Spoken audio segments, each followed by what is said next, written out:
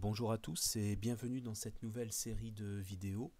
Alors aujourd'hui je vais vous présenter la mise en place d'un cluster Proxmox hyper convergé. Alors pour réaliser cette mise en place, nous allons procéder en quatre parties bien distinctes. Tout d'abord nous allons préparer notre environnement de travail virtualisé. Ensuite on mettra en cluster les trois nœuds Proxmox que je vais vous proposer de créer. On poursuivra ensuite avec la configuration et l'installation d'un environnement de stockage de type Ceph et enfin on terminera par tester la haute disponibilité de notre cluster. Alors la documentation complète correspondante en PDF est téléchargeable directement sur mon site. Donc vous avez les coordonnées en bas à droite de cette fenêtre, btsndlp.org. Vous vous rendez dans le menu BTS SEO, la rubrique tutoriel PDF et vous trouverez donc cette documentation dans la catégorie Proxmox. Alors pour réaliser ce labo, on a quand même quelques prérequis, à savoir connaître le fonctionnement de base du logiciel de virtualisation VirtualBox, et ensuite on verra ensemble la maîtrise de l'hyperviseur Proxmox. Donc on va mettre en place notre cluster Proxmox avec trois nœuds Proxmox, et on verra ensuite comment effectuer une mise en place et une configuration complète d'une haute disponibilité dans ce cluster.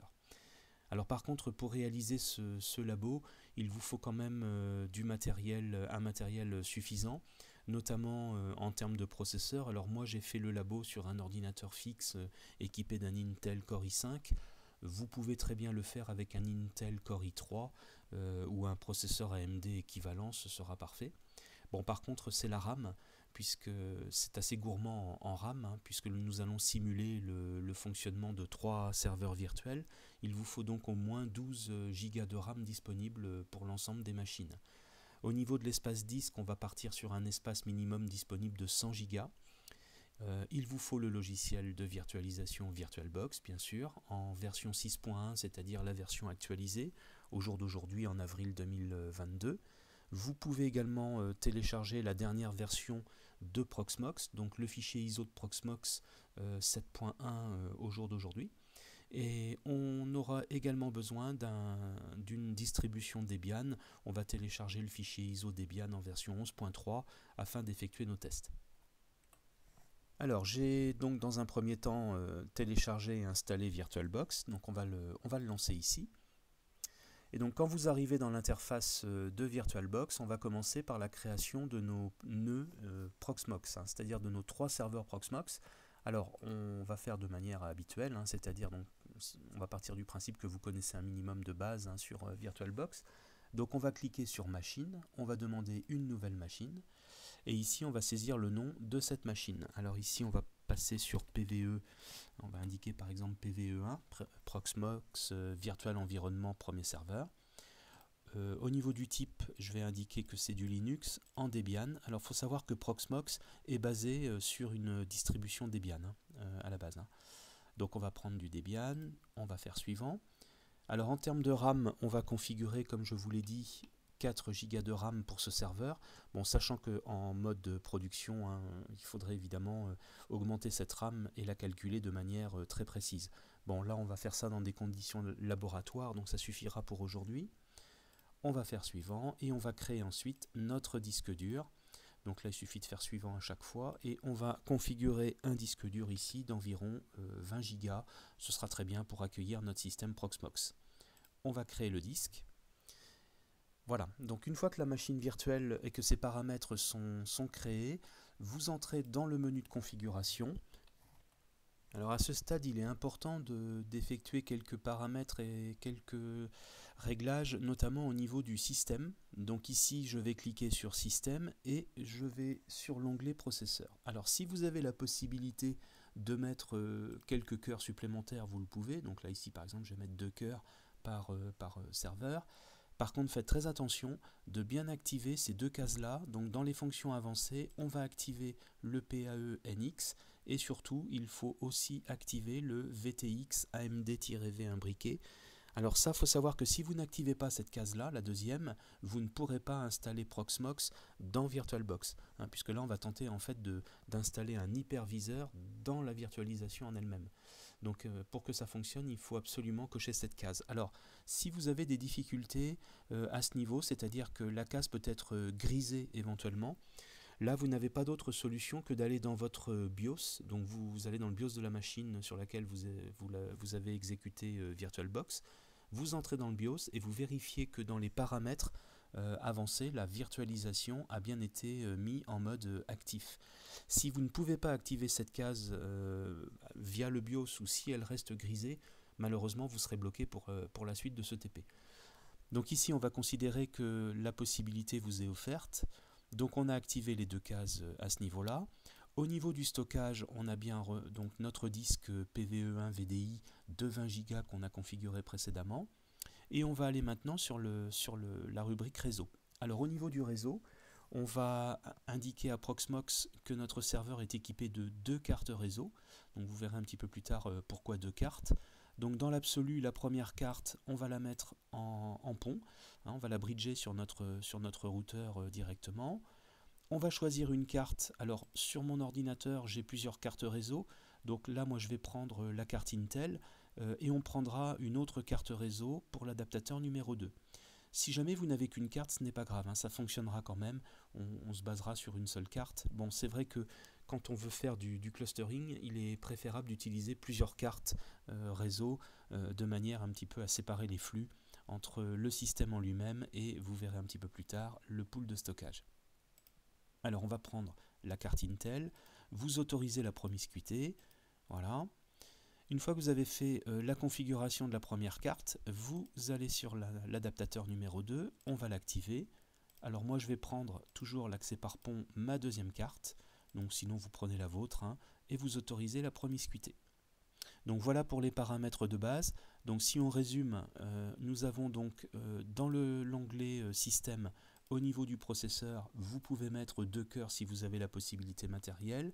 Vous activez bien les 2 cases des fonctions avancées. Vous vérifiez que votre stockage est bien indiqué à 20 Go ici, donc pour accueillir Proxmox. Vous adaptez donc les 2 cartes réseau à votre serveur et on va faire OK. Voilà, donc la configuration est prête. On va donc maintenant pouvoir lancer la machine et l'installer. Donc il suffit simplement de cliquer sur la flèche verte démarrer et donc de patienter le temps que la machine se lance. Voilà, donc on arrive sur l'écran d'accueil de la machine. Alors ici, moi j'avais déjà préalablement installé un Proxmox, mais sinon vous cliquez sur le petit classeur jaune et ici il suffirait de faire ajouter et d'aller chercher l'image ISO de Proxmox donc que vous avez préalablement téléchargé sur votre ordinateur. Donc ici moi j'ai déjà téléchargé l'image, donc je suis allé la chercher, donc vous cliquez ajouter, vous allez chercher votre image, donc la voici, et vous faites choisir. Voilà, donc la machine est prête à l'installation avec l'image ISO Proxmox, on n'a plus qu'à faire démarrer et on patiente le temps que la machine se lance pour l'installation. Voilà, donc là vous avez ici l'écran d'accueil de Proxmox. Donc on va passer sur la première possibilité ici, c'est-à-dire l'install de Proxmox. Donc il suffit simplement de valider en faisant Entrée. Et on va patienter le temps que la machine se prépare.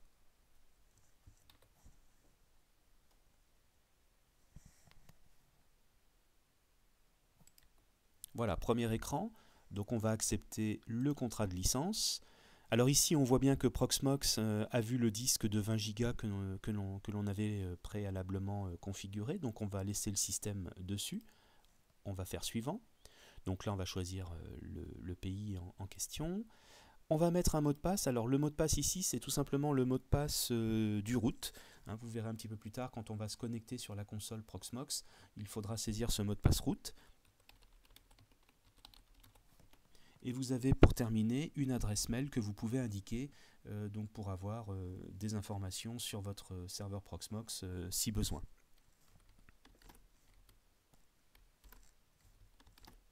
Voilà, donc ici je n'ai rien mis de spécifique puisque nous faisons des tests labo. On va cliquer sur suivant. Alors on va donner un nom à notre premier nœud ici. Donc je vais l'appeler pve1.proxmox. et l'adresse IP ici. Alors là c'est un petit peu en fonction de votre réseau.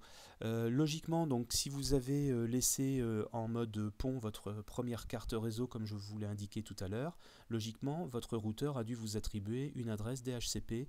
Donc ici vous voyez j'ai 192.168.404. Alors on peut la changer, hein, donc c'est ce que je vais faire d'ailleurs hein, pour que ce soit plus simple ici. Donc je vais par exemple indiquer 4.210, vous mettez l'adresse de votre routeur en dessous, éventuellement le DNS, et on va faire suivant. Voilà, donc les paramètres ici sont affichés, on n'a plus qu'à cliquer sur Install, et on va patienter le temps que l'install se déroule.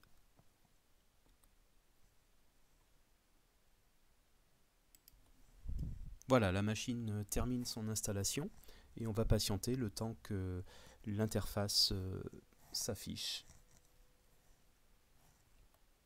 Donc la machine Proxmox PVE1 est maintenant installée, elle a redémarré et si tout va bien, vous devez donc avoir cette console qui s'affiche avec donc l'adresse de votre Proxmox, de votre serveur PVE1 qui est affiché, https://192.168.4, alors 210 pour moi, votre adresse IP que vous adaptez en fonction de ce que vous avez mis au départ, et surtout notez bien le port 2.8006 hein, qui sera important tout à l'heure pour que l'on puisse accéder à la console.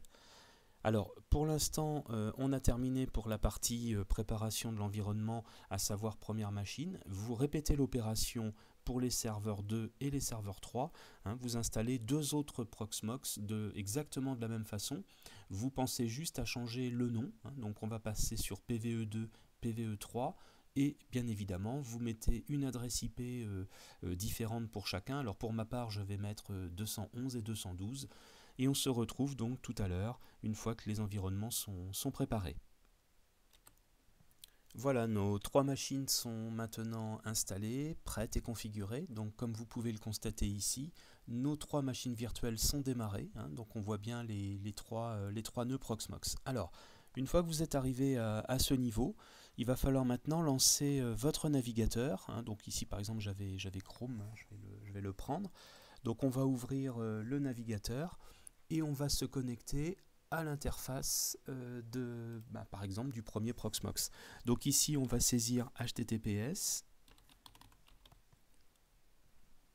// et vous indiquer l'adresse IP.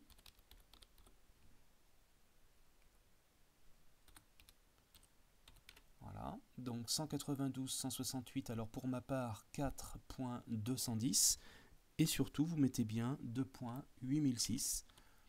Et donc vous allez arriver sur l'interface de votre Proxmox. Alors avant vous aurez un message non pas d'erreur mais d'alerte, comme quoi Proxmox vous envoie un certificat auto-signé qu'il faut accepter.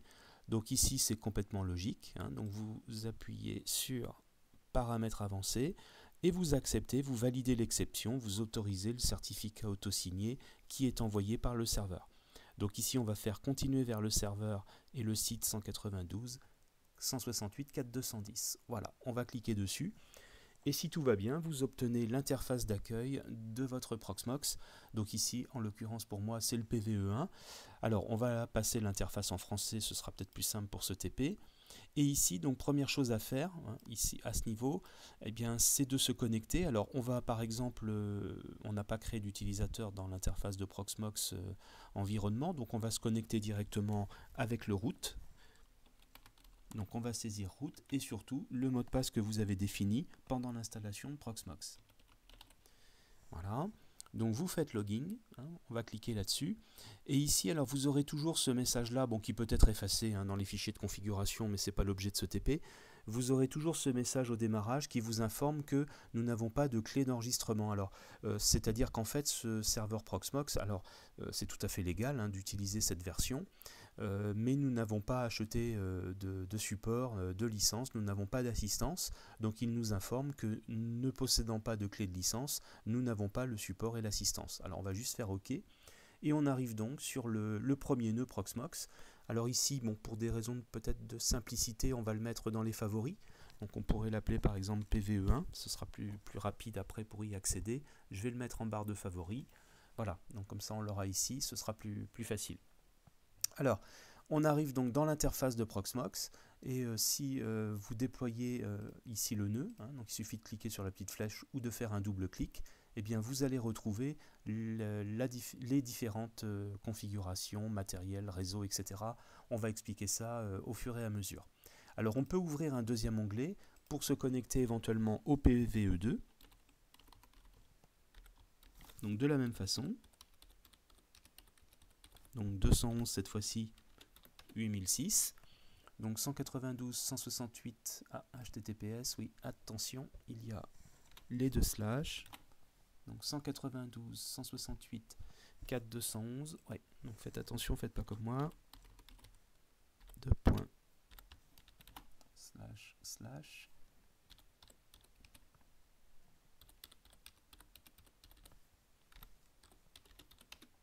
et donc on retrouve là encore le même message d'alerte, hein, donc le certificat auto-signé, paramètres avancés, continuer vers le site. Et donc on est bien connecté sur le PVE2, on va le passer en français, et on peut le mettre là aussi dans les favoris, PVE2, ce sera plus facile éventuellement après pour l'administrer. On va se loguer en route, et le mot de passe. Voilà, donc on est bien logué sur PVE2, on le double-clique, on le déploie, donc ici il n'y a pas de problème, et on va ouvrir un troisième onglet pour vérifier et accepter le certificat du PVE3.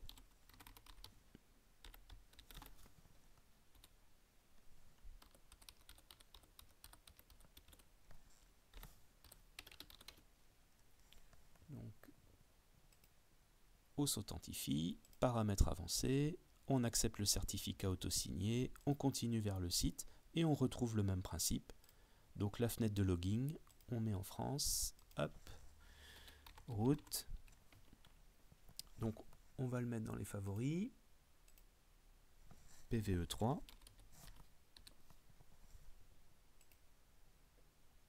et le mot de passe.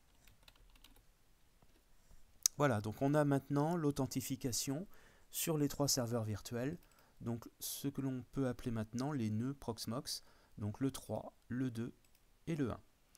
Alors, on va déjà faire un premier test au niveau du réseau déjà. On va configurer et préparer le réseau pour la suite du TP, et ensuite on basculera sur une autre partie. Donc dans un premier temps, on va aller sur PVE1, donc on va cliquer sur le nœud, on va cliquer sur réseau, et donc là vous voyez un petit peu comment c'est configuré actuellement. Donc vous avez en fait la carte ENP0S3 qui correspond à ma première carte physique.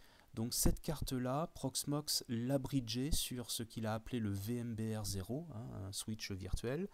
Donc en fait, ma première carte physique est pontée sur le VMBR0. Et là, on le voit ici, on retrouve bien l'adresse de mon nœud Proxmox 210, le numéro 1, avec la passerelle, le routeur 4.1. Alors maintenant, il va falloir qu'on prépare la deuxième carte, donc celle qu'il a appelée ici ENP0S8. Donc pour ça, on va tout simplement créer ce que l'on appelle un VMBR, donc on va créer un bridge. Donc voilà, on va l'appeler VMBR1. Donc ici, c'est parfait. Et on va donner à ce VMBR1 une adresse IP qui nous servira après pour le pool de stockage. Hein, vous verrez ça dans la vidéo suivante. Alors là, volontairement, on va passer sur un autre adressage IP. On va mettre par exemple 10.0.0.1. On va se mettre en /24. Donc ça, c'est ce que j'ai mis dans ma documentation PDF. Hein. Donc je vais reprendre les mêmes IP pour que vous ne soyez pas perdus.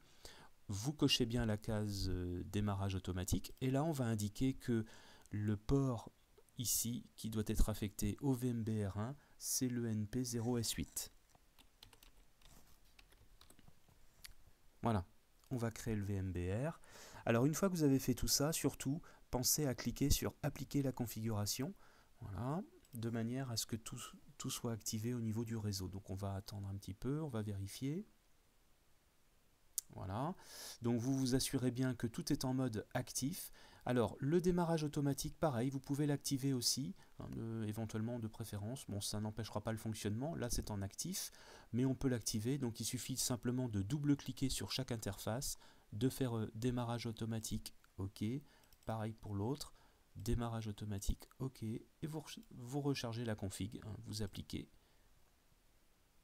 Donc voilà pour la préparation. Donc en fait, si vous voulez maintenant, on se retrouve avec nos deux cartes physiques, hein, ici, donc le NP0S3 pour accéder au Proxmox via le VMBR 0, et vous avez également la deuxième carte ENP0S8 qui elle est bridgée sur le VMBR 1 sur lequel ici on mettra notre pool de stockage. Donc en fait, le futur pool de stockage fonctionnera avec le VMBR 1. Alors on va maintenant faire la même chose sur le PVE2, hein, donc d'où l'intérêt d'avoir les favoris là-haut, vous voyez ça va plus vite pour basculer, tant qu'on n'est pas en cluster. Donc ici on retourne sur le nœud PVE2, on va dans le réseau et on va recréer un bridge, donc pareil VMBR1. Alors là on va l'appeler 10.0.0 par exemple 2, hein, alors changez bien l'adresse IP bien sûr, et on va mettre donc dans le port du bridge le NP0S8. Voilà, on va créer le bridge ici. On va en profiter avant d'appliquer la configuration pour mettre en démarrage automatique, donc comme on l'a fait précédemment. Voilà, et on applique la configuration pour activer nos cartes et nos bridges. Voilà, donc on vérifie bien, le VMBR 0 est sur la première carte, adresse de notre Proxmox, et le VMBR 1 que l'on vient de créer, il est bridgé sur la deuxième carte. On va faire pareil pour PVE 3. On déploie, réseau, créer. On va faire un bridge. Alors pour ce qui est du Linux Bond, je vous ferai une autre vidéo. Ça c'est pour agréger en fait des cartes réseau. Alors c'est vrai que dans l'absolu, ce serait l'idéal. On va pas le faire aujourd'hui. On le verra dans une autre formation. Donc on va rester sur du bridge. VMBR1. On va le mettre en 10.0.0.3 par exemple ici. On va bridger sur le NP0S8. On va créer et pareil, on active les cartes. On va les mettre en démarrage automatique pour qu'il n'y ait pas de problème particulier. On applique la config. Voilà, donc là on se retrouve maintenant avec un environnement composé pour l'instant de 3 nœuds distincts. Donc PVE3, PVE2, PVE1. Voilà. Alors, le prochain travail maintenant, ça va être de mettre en cluster ces différents nœuds, c'est-à-dire qu'on va faire en sorte que le PVE2 et le PVE3 soient joints en fait avec le PVE1. On va former cette notion de cluster. Alors on va faire ça dans une autre vidéo, dans une deuxième partie, afin d'alléger un petit peu les vidéos. Donc je vous retrouve sur la partie 2.